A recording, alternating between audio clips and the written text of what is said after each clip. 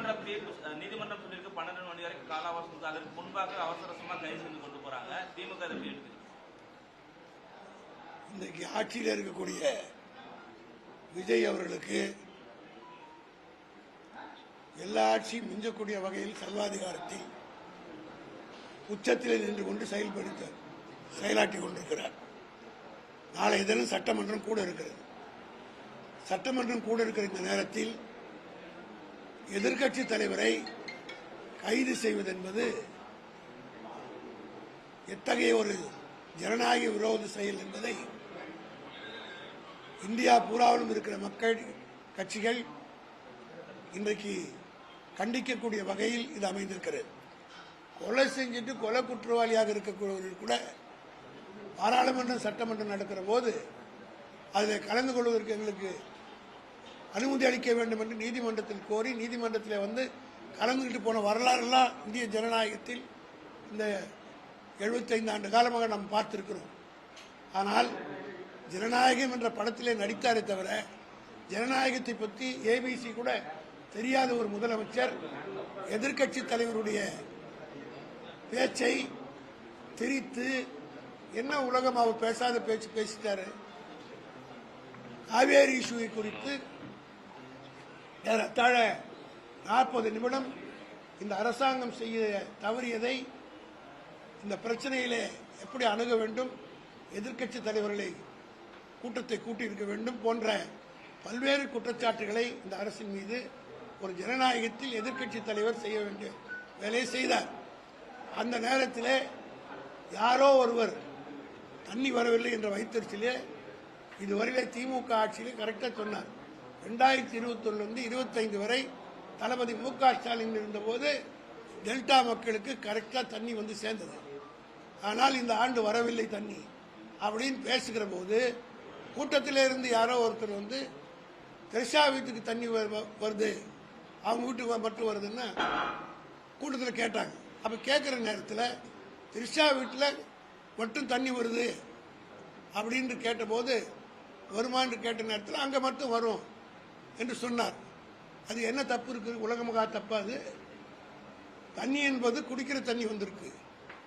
அந்த தண்ணிக்கு இன்டர்பிரேஷன் என்னன்றதை நாங்கள் கோர்ட்டில் பார்த்துக்கிறோம். ஆனால் இதில் என்ன தவறு இருக்கிறது? திரிஷா வீட்டுக்கு தண்ணி வரலையா அப்படின்னு கேட்குறா ஒரு யாரோ ஒரு கிரௌட்ல இருந்து ஒருத்தர். அதுக்கு உதயநிதி பதில் சொல்றார், அங்கே மட்டும் வரும். காரணம் என்னன்னா அதுக்கு காரணங்கள் சொல்லி இது மாதிரி வரும் அப்படின்னு சொன்னார். அதில் என்ன அர்த்தம் இருக்கிறது? என்ன தவறு இருக்கிறது? உலக மகா தவறு. அப்படியே நான் வாதத்துக்காக கேட்கிறேன், இஷாவை பற்றி பேசுவதுக்கு உடனே இவ்வளோ அவசரம் தேவை? அவர் எதிர்க்கட்சி தலைவர், அந்தம்மா இந்த நாட்டினுடைய பிரதமரா அல்லது சீஃப் மினிஸ்டரா? அந்த அம்மா தனிப்பட்ட முறையிலே யாரும் ஒன்றும் பேசலாம், வீட்டுக்கு தான் சொன்னார்.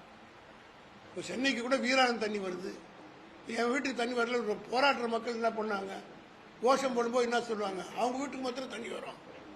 நான்லாம் சேர்மனாக 20 வருஷம் இருந்தோம், தண்ணி கிடைக்கலன்னா அவங்க வீட்டுக்கு மாத்திரம் தண்ணி வந்துடும், எங்கள் வீட்டுக்குலாம் வராது அப்படின்னு ஆர்ப்பாட்டத்தில் மக்கள் ஆவேசத்தில் பேசுவது வாடிக்கை. இதெல்லாம் அரசியலில் பக்குவம் பட்டிருந்து போராட்டங்கள் நடத்தி அரசியல் நடத்தி ஆட்சிக்கு வந்திருந்தா அதெல்லாம் புரியும். மக்களுடைய எழுச்சியில் கர்மம். அவங்க முதலமைச்சர் வீட்டுக்கு மாத்திரம் தண்ணி வரும், எங்கள் வீட்டுக்குலாம் வருமா? எங்கள் வீட்டுக்கு அவங்க வீட்டுலாம் ஏசி கரண்ட்டு 24 மணி நேரம் கரண்ட் ஓடும், எங்களுக்கு மாத்திரம் கரண்ட் போகணும்னு பேசுறது இயற்கை, வாடிக்கை, மக்களுடைய உணர்வு. தான் அதை வெளிப்படுத்துகிற போது பேசுகிற போது அதை தாங்கிக் கொள்ள முடியாம இன்னைக்கு இன்னும் அவசரம். ஜெயலலிதா காலத்தில் நாங்கள்லாம் பேசியிருக்கிறோம், எடப்பாடி காலத்தில் பேசியிருக்கோம், எம்ஜிஆர் காலத்திலே பேசியிருக்கிறோம். ஆனால் ஒரு வழக்கிலே கூட என் மீதே 16 கேஸ் ஜெயலலிதா கேஸில் போட்டாங்க, ஜெயலலிதா மீது அவதூறு. ஆனால் ஒரு வழக்கிலே கூட நான் கைது செய்யப்படவில்லை. தளபதி மேலே 40 வழக்கு இந்த கேஸ் முடியும் போது ஒரு வழக்கிலே கூட கைது செய்யப்படவில்லை. ஆக இது போல அவதூறு வழக்கு பேச்சில் வழக்கு போட்டு கைது செய்யறதே கிடையாது. ஆனால் இன்றைக்கு அவசர அவசரமாக தஞ்சாவூர்லேருந்து இந்த தஞ்சாவூர் விவசாயிகள் பட்டினியில் சாகுறான். அதை பற்றி கவனிப்பதற்கு இந்த அரசாங்கத்துக்கு நேரம் இல்லை, முதலமைச்சருக்கு அதை பற்றி சிந்திப்பதற்கு நேரம் இல்லை. ஆனால் அங்கே இருந்து ஆளை அனுப்பி இங்கே இருந்து அழிச்சு போட. ஒன்று மட்டும் சொல்கிறேன், எங்கள் உதயநிதி ஸ்டாலினை இன்றைக்கு இளைய கலைஞராக மாற்றிக் கொண்டிருக்கிறார்கள். என்னுடைய நினைவெல்லாம் 1963 65 இந்திய எதிர்ப்பு போராட்ட நேரத்தில் கலைஞரை இதே போல தான் கைது செய்து பாளையங்கோட்டுக்கு ஜெயிலில் வேன்லேயே அழைச்சிட்டு போனாங்க. அதெல்லாம் இன்னைக்கு இருக்கக்கூடிய இவருக்கு தெரியாது, இவர் பிறந்திருக்கவே மாட்டார். அப்போ அன்னைக்கு கலைஞரை கைது செய்து இதே போல வேன்ல ஏற்றிக்கிட்டு பாளையங்கோட்டை வரையில் போனாங்க. அதே போல இன்றைக்கு உதயநிதி ஸ்டாலின் அவர்களை கைது செய்து வேன்ல அழைச்சிட்டு போறாங்க. ஆக இன்று முதல் இன்னையிலிருந்து எங்களை உதயநிதி ஸ்டாலினை இளைய கலைஞர் என்று அழைப்பதற்கு விஜய் வகுத்து கொடுத்து விட்டார் என்று தான் நான் கருதுகிறேன். ஒன்றை மட்டும், அது மட்டும் இல்லை, கோர்ட் 12 மணி வரையிலும் அரெஸ்ட் பண்ணக்கூடாதுன்னு சொல்றது உயர்நீதிமன்றம். அந்த நீதிமன்ற உத்தரவு மீறி இன்றைக்கு இந்த போலீஸ்காரர்கள் கைது செய்திருக்கிறார்கள். அதற்குரிய விளைவுகளை சம்பந்தப்பட்ட அதிகாரிகளும் சந்திப்பார்கள், அவர்களுக்கு உத்தரவு போட்டதும் சந்திப்பார்கள். நீதிமன்றம் வேடிக்கை பார்த்துக் கொண்டிருக்காது என்பதை தெரிவித்துக் கொள்கிறேன். இதற்கு முன்பாக இது போன்ற கைது நடவடிக்கை தொடர்பாக எதிர்க்கட்சி தலைவர் மேடையில் பேசியிருக்காரு. கைது நடவடிக்கைகளை மட்டும்தான் பிரதானமா வச்சிருக்காங்க அவங்க அப்படின்னு சொல்லிட்டு, இந்த கைது நடவடிக்கையும் அவங்களை நான் உங்களை தான் கேட்கிறேன், நீங்க எல்லாம் மீடியாஸ் பீப்புள் தானே. இவர் வந்த நாளிலிருந்து ஏதாவது உருப்படியா ஒரு ஆட்சி சாதிச்சிருக்காரா? திமுக ஆட்சியில் வச்ச பேரெல்லாம் மாத்தினார். எதிர்த்து பேசுறவங்களை பூரா நேற்றுக்கு தான் இன்னைக்கு தான் ஒரு எம்எல்ஏ வெளியில வர போறாரு. இது எதிர்கட்சி தலைவரே உள்ள அனுப்புறாரு.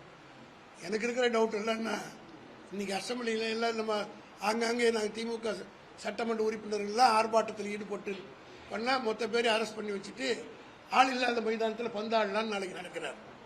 அவர் என்ன ஈடேறாது. திமுக அதுக்குரிய யுகங்களை வைக்கும். சட்டமன்றத்தில் சந்திப்போம், மக்கள் மன்றத்தில் சந்திப்போம். நாளைக்கு இன்னும் ஆர்ப்பாட்டம் அறிவிச்சிருக்கிறாங்க. அந்த ஆர்ப்பாட்டம் நடத்திட்டோம். அதுக்கு விளக்க பொதுக்கூட்டம் போட்டு ஏன் ஆர்ப்பாட்டம், அது யார் அந்த பர்டிகுலர் கேரக்டரு, அந்த கேரக்டருக்கு அந்த நாட்டுக்கு என்ன சம்பந்தம்ன்றதெல்லாம் தெரு தெருவா வீதி வீதியா திமுக கார துயிலிச்சு இருப்பான். எங்ககிட்டயே பேச்சாளர் இருக்கிறாங்க.